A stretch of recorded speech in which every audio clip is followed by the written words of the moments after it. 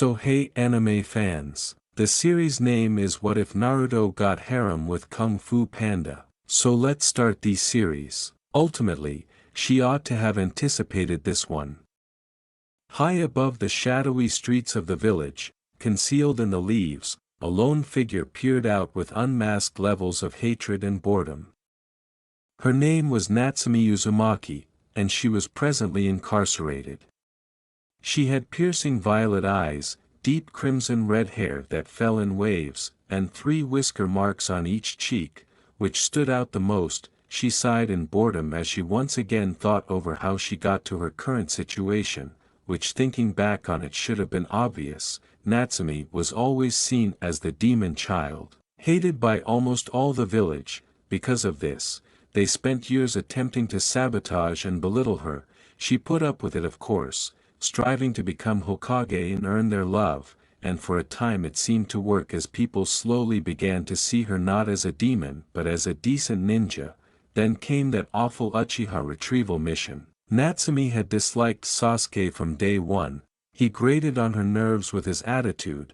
He was a pampered brat who didn't know a damn thing about the world operated. Granted, he lost his family, but all it made him was more arrogant, as he seemed to think the world owed him something. When she had been selected as part of the mission to retrieve him from Orochimaru's forces, she hadn't decided to make these issues very well known and proceeded to beat his ungrateful ass black and blue. After what was less of a fight and more a venting of frustration, she dragged him back home, but, instead of being met with praise and cheers, all she was met with was anger, a pair of iron cuffs, and what most thought was the worst punishment for her. Flashback: is this some kind of retard-ass joke? Natsumi shouted, a look of sheer rage on her face as she stood shackled and tied in front of the entire village council. It is not, Natsumi Uzumaki, for your actions taken against the last of the Uchiha clan you are hereby stripped of your ninja rank and have your chakra sealed, Tsunade said from her place. Although it was obvious that she wanted nothing more than to destroy someone, in fact, if one were to look closely, while the civilian side was smug, most of the shinobi side were hiding looks of fury and disgust. And what about the bastard?